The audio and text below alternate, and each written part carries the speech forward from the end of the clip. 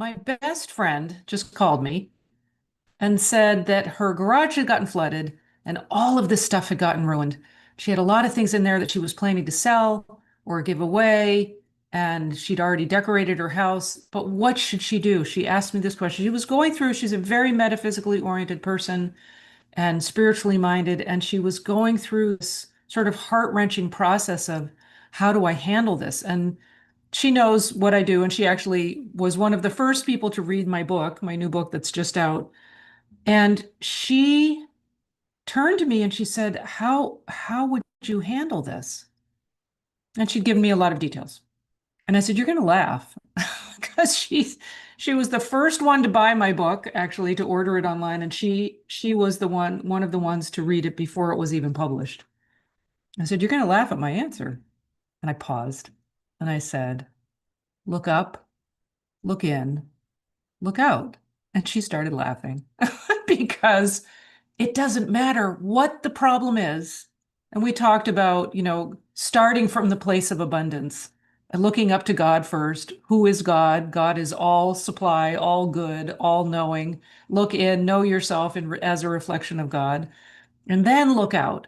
But starting from the place of lack and loss and losing, like starting with the problem is doing it backwards. So if we're starting with the problem, we want to reverse, go up, look away from the problem and start with the source of all good. Start there because there's a law of good operating. The law of good is always operating. And if we're starting from that place of fear or doubt or lack, then our thought is blocked to the reality that all good is available. And letting go of the fear and letting go of the false beliefs opens our thought to the reality of good that is always present and that we are always the image and likeness of, right? We are always made in alignment to be with. But if we're focused on the falsity, we're blind to that. So we want to drop the falsity, be focused on the reality, and have our eyes be open to all the good ideas. So I just wanted to share this thought. How do you handle any problem? Any problem. This is how you handle it. You look up, you look in, you look out. Look up to the divine, whether you call that God or higher power.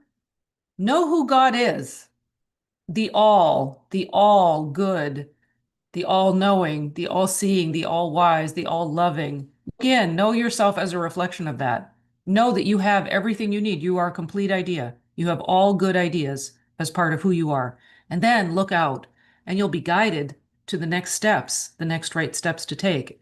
And it's going to be in alignment with more good. So that's how you solve any problem. That's how you do it. And don't be duped by the senses, the five physical senses, the illusion of the senses, because it's always going to lie. It's just, it's always going to lie. Oh, and I have to tell you, there's a Goodreads is giving 100 books away.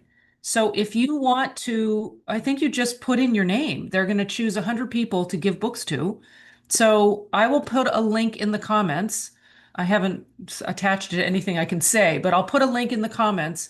Just click on the link and it'll take you to the Goodreads site where you just fill out a little form. I'm not really sure. You fill out a little form, you submit your name, and then you're in line with getting a free book.